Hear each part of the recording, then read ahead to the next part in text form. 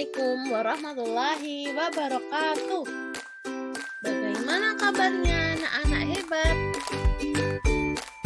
Saya harap semua dalam keadaan sehat, semua dalam keadaan semangat, semua dalam keadaan semangat belajar.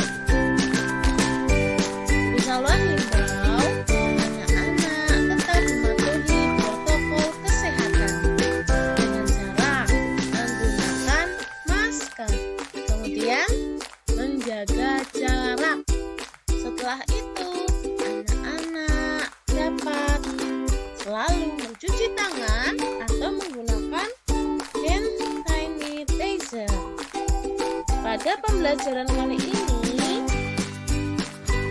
anak-anak akan belajar tema 1, subtema 3, IPS, PPKN, dan SBTP di kelas 4 SD Negeri Gunung Siting 02 bersama Bu Sawar dan Pak Alif. Yuk kita simak pembelajaran pada hari ini. Kompetensi dasar IPS.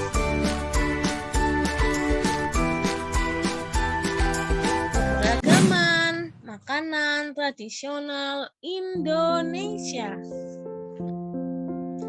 Makanan khas daerah adalah makanan yang biasa dikonsumsi di suatu daerah.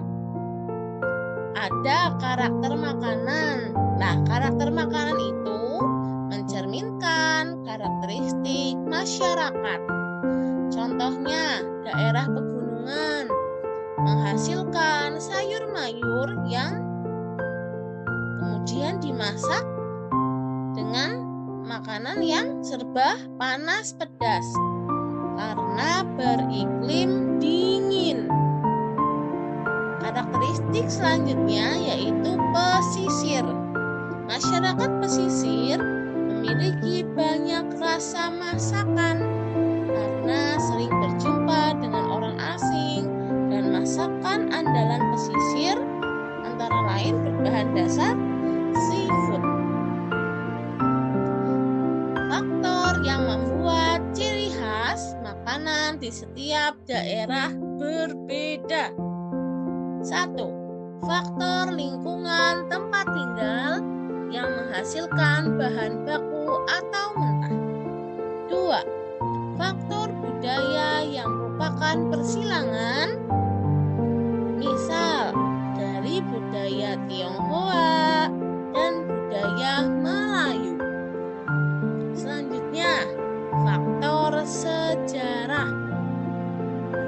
Nah, keberagaman makanan ini sangat membuat bangsa Indonesia kaya akan keanekaragaman makanan tradisional Indonesia. Yang paling terkenal di daerah Aceh ada makanan bernama mie Aceh yang tidak sering kita jumpai. Contohnya apa ya? Mie Bangka, ada mie Bangka. Itu di daerah Bangka, Belitung. Tetapi kita sama-sama belajar untuk mengenal makanan khas. Bika Ambon. Bika Ambon bukan berasal dari Ambon, tetapi berasal dari Sumatera Utara. Empek-empek. Ada yang tahu daerah mana? Sumatera Selatan. Kemudian di Jogja, makanan yang khas dengan manis yaitu gudeg.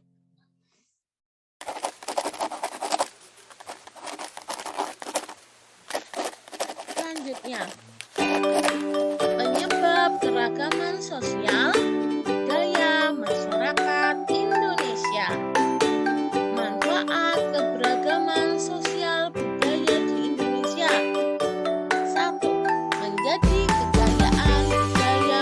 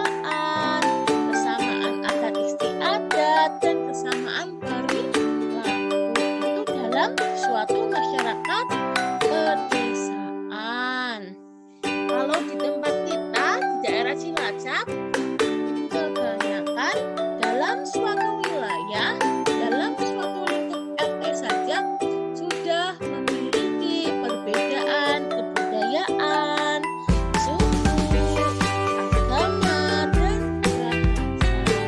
Tetapi kita harus tetap menghormati, menghargai perbedaan yang ada di sekitar lingkungan masyarakat. Selanjutnya, PPKN. Nah, di layar sudah terlihat ya, ada keberagaman rumah adat di Nusantara. Macam-macam rumah adat memiliki ciri khas yang berbeda-beda pada setiap daerah. Apalagi dengan wilayah Indonesia yang begitu luas, membuat banyak sekali faktor perbedaan budaya yang dimiliki setiap daerah. Dari Aceh, Sumatera Utara, Riau, daerah Jawa, Sulawesi, Kalimantan, sampai Papua memiliki ciri khas yang berbeda. Keragaman tersebut membuat macam-macam rumah adat memiliki bentuk yang berbeda. Tentunya hal ini juga menyesuaikan dengan faktor wilayah dan bagaimana orang-orang di suatu wilayah tersebut menjalani kehidupan. Sehingga dibuatlah rumah adat yang menyesuaikan dengan keadaan.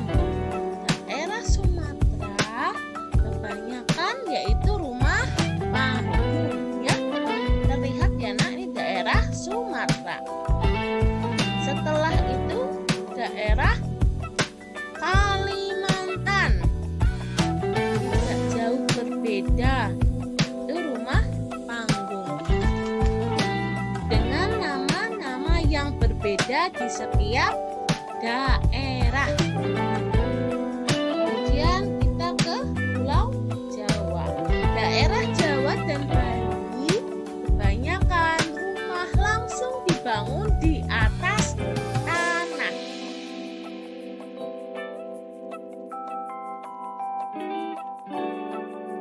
Pulau Sulawesi tidak jauh berbeda seperti rumah panggung. Bali, Nusa Tenggara, dan Nusa Tenggara Timur. Setelah itu, rumah adat di Pulau Papua, Maluku Utara, Maluku, Papua Barat. Daerah Papua memiliki rumah adat yang unik. Nah, rumah adat daerah Papua yaitu anak-anak dapat mencari nama rumah adat dan wilayah di setiap pulau. Bisa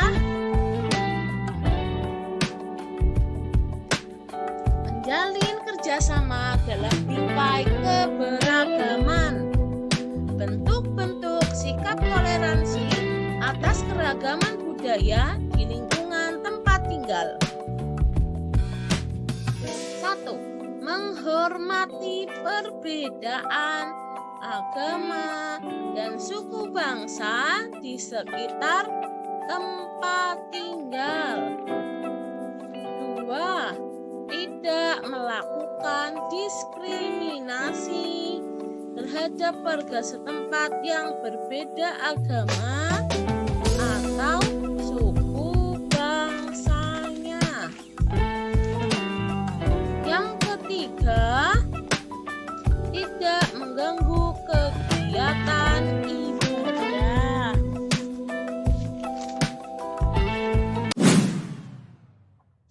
Selanjutnya yaitu SBDP. Nah, anak-anak bisa belajar ya gerak tari, gerak dasar, Jawa. Gerak tari merupakan unsur utama dari tari.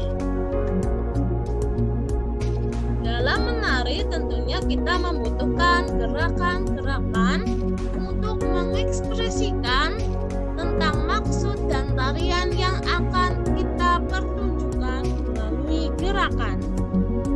Keragaman gerak tari Jawa yaitu 1. Gerak tari Surakarta.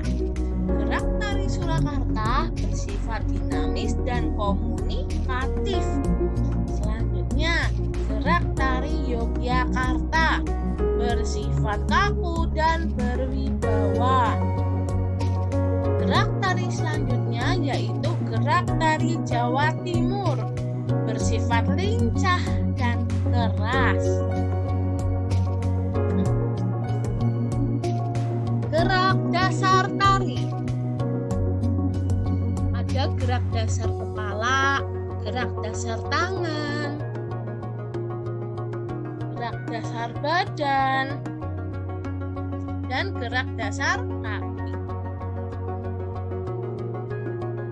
Gerak dasar kepala ada gedek, yaitu menggerakkan kepala ke kanan dan ke kiri secara bergantian.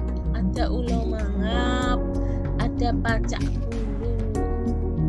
Gerak dasar tangan, nyekiting, nyempurit, setelah itu ngerayung, itu merupakan gerak dasar tari. Gerak dasar badan, boyong, ogek, egol, mendak, dan lembeyan.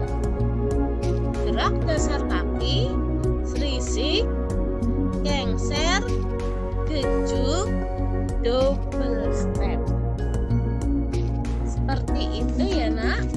Nanti anak-anak bisa menonton tari Jawa yang ada di YouTube maupun sumber belajar yang lain untuk menambah wawasan anak-anak semua.